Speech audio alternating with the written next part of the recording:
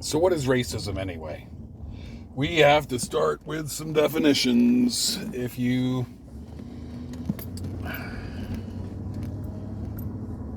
the oldest and most basic and probably commonly understood definition of racism would be some kind of antipathy towards people who you perceive as a different race than yourself, right? So white people hate black people, and that's racist. That's kind of old-fashioned. Certainly it has happened. Certainly it is happening. But times have gotten more sophisticated. People conceal their antipathies, not only from inquisitive minds, but from their own selves. And so that isn't as useful a definition of racism as maybe it once was in the past. Okay. So a social scientist is for sure going to want a more nuanced definition of racism, and even basic dictionaries are going to construe racism in a more complex fashion. So racism would be maybe a preference for people who are in the in-group based on perceived race versus people who are in the out-group based on perceived race, or attributing stereotypical characteristics to people based on their race or perceived race. All people of race X are like Y. Social scientists, more complicated. For us, racism is going to have really three components, and they're going to be behavioral stuff. How does a person act? They're going to be cognitive stuff. What does the person think? And they're going to be affective stuff. How does the person feel? Now, you might have some or all of the components represented in someone who is being racist or doing racism. Okay? So behavioral stuff would be discriminatory. So we're behaving towards one group of people based on our perception of their race differently than towards another group of people. We're giving advantages to people based on their race. This would be different from giving a disadvantaged group of people a leg up so that they could compete equally. All right? That's not an advantage. That's correcting for a disadvantage. All right. Cognitive would imply a belief or belief system in which a group of people based on their perceived race is better or worse than another group of people, such as white people have higher IQs than black people. That would be a racist statement. Yeah, that's really super complicated. Let's not unpack that right now. Another time, we will unpack it. Okay. And then affective stuff, when you see or encounter someone from the out-group on the downside of power, you feel a particular way. You feel hatred or anxiety or rage or fear or some big swirl, right? You go to the ice cream, you go to the frozen yogurt shop, and you can get chocolate or vanilla or swirl, right? Okay. Ibram Kendi's book got a ton of attention for like a year or something until conservatives decided to attack some of the underpinnings of the book, critical race theory itself. Kendi's definition of racism goes further than most definitions of racism because this is an historically racist country. Because the legal structure and the corporate structure and inherited wealth and education that's based on property taxes, but black people were prevented from buying houses forever, and we still live in this highly segregated place. we're full of practices, laws, attitudes, and representations from our racist past, which is a racist present, and therefore anti-racism means to acknowledge and attempt to deconstruct the relative advantages and disadvantages that we possess based on our skin color or perceptions of race. And racism is not being anti-racist. That is, passively benefiting from historical racism is as racist as marching in tiki torch rallies to maintain Confederate monuments to the Confederacy.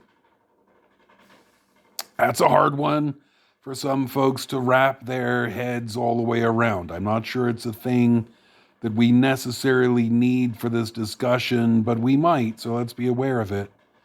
And, the thing is, it seems to heap responsibility at the feet of modern people for stuff that happened hundreds of years ago, or blame people for their current material success. And Kendi's pretty careful about all this stuff in his book.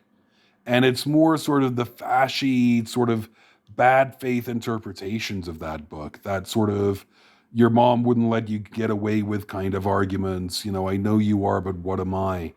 That lets the right-wing pundits pump this all up as accusations of racism. And then just go, you're calling me a racist. That's the real racism. Anyway, read the book. It's good. Read lots of books. Books are good. They're good for you. And the next thing, American Ethos. American Ethos, the so-called Protestant work ethic, evident in stuff like Frank Sinatra's I Did It My Way, and the stories we hear about Andrew Carnegie and his rags to riches story building the steel empire. It's embedded in American history, sweat and hard work, and doing it with your own two hands. It's not written down on the Statue of Liberty. It's not written in the Declaration of Independence or in the Constitution, but it's as much of this country as any of those material things. The idea is this: if you work hard, you can make it. It's obviously false. It's obviously false. That's a bit of a story for another day, maybe. But if hard work led to success, farm workers would all be rich and day traders would all be broke. A certain position in the system leads to success. A little sprinkling of luck, a smattering of the right kind of blood leads to success. First, at the bottom, we're never going to work ourselves rich. And working ourselves into the middle class, even, is more and more an unremembered dream. An increasingly inaccessible fantasy. But we believe in this ethos, and we don't like to hear it challenged. So sometimes stats come along, and those stats tend to suggest some kind of a structural problem. Look at this. About a quarter of black men have college degrees, compared to 44% of white men. Black men are 34% of the prison population, but only 14% of the total population. The poverty rate for black families is an historically low 18%. Woo! Compared with 7% for white families. There have only been 19 black CEOs of Fortune 500 companies. Ever. 11 black people have served in the US Senate. Ever. And per capita, as a percentage of our relative populations, twice as many black people are killed by police as white people. These are outcomes. These are outcomes. And you'll hear certain particular conservative pundits pointing away from outcomes, because those outcomes are incriminating. This is a racist country. And this is what racism looks like. In a racist country, poverty accrues to skin color. All right. So when we're looking at outcomes and we see that people of color and black people in particular underperform national averages, overrepresented in prison populations, and more likely to be shot by police and less likely to have college degrees, more likely to be poor. We have a question, and the question is why? These things are true, and the question is why? Why is it like that? How did it get that way? And sort of the right-wing punditry answer has to be, this is America. In America, if you try hard, you succeed. And therefore, if you're not succeeding, you are not trying hard enough. That's obvious nonsense, right? That's obviously scurrilous nonsense. Hard work clearly does not lead to success. Our economic mobility, our social mobility is at an all-time low. If hard work led to success, then construction workers all across America would be millionaires instead of scraping by from season to season. As obvious falsehoods. But this is an appeal to the just world hypothesis. People get what they deserve. In a reasonable iteration of planet Earth, when people are in prison, it's because they've done something bad and they deserve to be in prison. And when someone is the CEO of a Fortune 500 company, raking in millions in bonuses alone every year, it must be because they deserve that. They must have worked very hard and or been smarter than other people. All right? And that's racist. If there have only ever been 14 or 15 CEOs of Fortune 500s who were black, ever, then it must be because black people don't possess business acumen. Right? If black people are getting shot by cops at double the rate of white people, it must be because black folks don't know how to act when they get pulled over on a traffic stop. It just can't be about something systemic, because then we'd have to pay attention to those systems. There's a double threat here, right? There's a double threat. Threat one, we live in an unjust society where our traditional beliefs are actively harmful to other people. And two, we didn't get where we are by the strength of our own muscles. We got where we are with the benefit of privilege, okay? Which isn't to say, it's not to say someone like me, I of course worked very hard to get to be where I am. But I could do two things. On succeeding, on getting out of adjunct part-time contingent work and into the full-time gig, I could tell myself I deserve this because I'm the best of the group. I worked very hard. I worked harder than everybody else, and then just forget about them. Forget about everyone else still struggling in their part-time and contingent positions.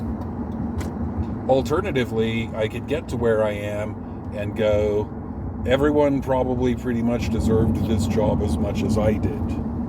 Right? Everyone probably deserves as much material success and security as I possess. I was lucky today, or that's so hard. That's hard to do. It's hard to do. Like, one way they break you apart on the minimum wage thing. I've seen this complaint from some of my friends who work in the retail, and their state was going to raise the minimum wage to $15 an hour, but they'd been at their company, on the sales floor for 12 years, and they had only just gotten to 15 and a quarter an hour.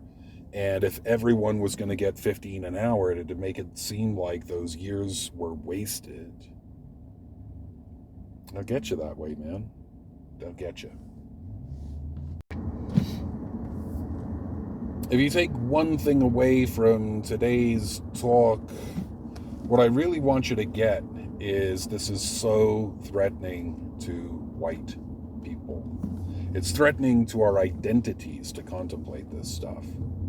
So maybe I have an hour in a class and I can talk about mass incarceration, the stepwise progress from the days of slavery to just arresting everybody and hiring out that labor from the prison system, to where we are today with arresting people for low-level drug crimes, throwing them in jail. A system that doesn't seem to be explicitly about manipulating politics or making money or anything like that, but is and descends ultimately from those perspectives. And I can connect all the dots and draw all the lines and make this long, watertight case, and at the end of that lesson, the white people in the class support cops more strongly than they did at the beginning of the lesson. Right? Black Lives Matter drives white people toward Blue Lives Matter. That is irrational. That is psychotic.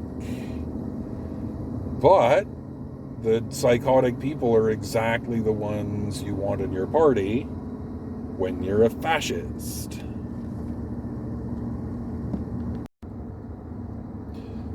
We're going to need a Freudian concept. Freud was not always wrong, and I'm also going to present some empirical evidence for this one because Freud is not always to be trusted. Be careful with your Freud, man. Often when we're doing Freudian kinds of analysis, we're saying more about ourselves than the person that we're trying to analyze, so with super care. This concept is reaction formation, and it goes with Freud's concept of latency, the latent homosexual. So we need a few things. First, we need an explicit attitude survey. It's a bunch of questions that are fairly explicit, that boil down to one thing. How do you feel about gay people? That's basically it. Okay? And then we need some erotic imagery, neutral imagery, and homoerotic imagery. So like Vladimir Putin shirtless on horseback, or WWE guys in their wrestling thongs all oiled up and glistening and flexing and shredded. Okay, homoerotic stuff. All right. Then we need a room. It's a small room that just contains a screen and a chair and a penile plethysmograph. It is very difficult to avoid calling that room a closet. I apologize. It's a closet. Here we go. Okay. And then we're going to have men who say that they're straight, and we're going to give them the explicit attitude survey. And then each man goes into the room, fits himself with the penile plethysmograph, and looks at the images on the screen. The penile plethysmograph, it's basically like a condom with sensors in it, and it measures penile engorgement, okay? So they're going to look at the images. They're pre-programmed. The images come up in a sequence. And sometimes they're looking at straight sexual imagery, and sometimes they're looking at homoerotica, and sometimes they're looking at like pictures of emus or Cadillacs or something, whatever neutral stimuli you come up with. The fun part is when you compare the data from the penile plethysmograph to the person's stated attitudes towards homosexual people. All right? And what you find is that the more that they rate themselves homophobic, the more their penis calls them a liar. That is, the straight men who have the most hatred towards gay men experience the most erections looking at shirtless, horseback riding Vladimir Putin and WWE stars. So isn't that fun? The thing about Putin and the wrestlers, I lecture on this material. I teach psychology classes. I lecture on this. And I put that in there really as a joke a few years ago. A joke with the high rising inflection, as though it's questionable whether it's a joke, because it is questionable. And now I mean it. In the light of modern day fascism, it is super clear that there's some stuff being manipulated here when the wrestling stars are all half naked and glistening and muscular and just giant abstractions of male manliness. There's something happening here. There's a certain amount of crossover between the people who watch wrestling, the men who watch wrestling and claim to be straight themselves and hyper masculine themselves, and people who vote Trump. Okay? There's a non-accidental crossover in those groups.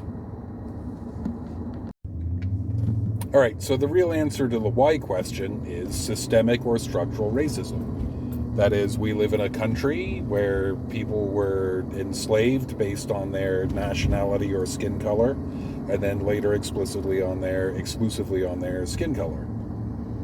That has consequences. The law is built around the institution of slavery. In the beginning, the laws about race were explicit, and now they're implicit. It's easy to beg people to show you the laws that mention race that are in modernity. They don't anymore. They don't have to anymore. They're built on race and they're implicit. And racist laws have been in effect in the country as long as there's been a country. In the Nixon administration, and the redlining, and the who are we going to loan money to, and what houses can people buy, and all of that. We have a dearth of generational wealth among African American families. 1 in 50 black families have access to $1 million or more, whereas 1 in 7 white families have access to $1 million or more. 1 in 7 white families are millionaires. That generational wealth matters.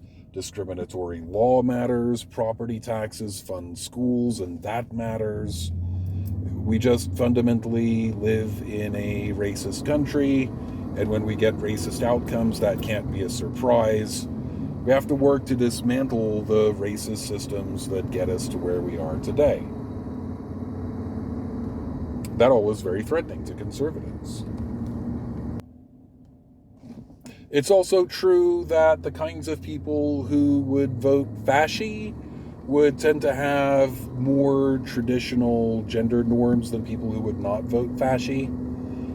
Conservative voters believe marriage is between a man and a woman, and gay's not okay, and teenagers who say they're gay need to go to Bible camp and just learn how to be straight and do straight stuff, and then they'll be all right. Well, for those kinds of people, any indication, any reminder of their own kinds of same-sex attraction would be threatening to them, and they need to be kept out of consciousness. And so those are the kinds of people who you'd expect to have erections looking at Dwayne "The Rock" Johnson with his shirt off, and deny that they're having erections when they see Dwayne "The Rock" Johnson with his shirt off. Well, why the fuck do you want irrational people on your team? Why do you want the crazies? Well, as we might have said before, it's because you're a liar. Fascists are liars. Republicans are liars. Look, if you want to expand the economy, then giving tax breaks to millionaires and billionaires is not the way to do it. That money does not trickle down. People do not invest that money in their workforces. They spend some of it on campaigning harder to lower their own taxes even further and buying more senators and congressmen. That was always an irrational bullshit proposition. It was always crazy. To what sort of person does Donald John Trump look like a reasonable leader? A fucking crazy one. That's who. No rational person could vote for Donald Trump and think that would be good for democracy. You want the crazies. You need the people who believe vaccines cause autism and COVID is a conspiracy to make Republicans look bad, and vaccines have microchips in them, and all the other weird, scurrilous, psychotic, right-wing, syncretic, traditionalist bullshit. Because they're the only people who are going to believe that Republicans work for the people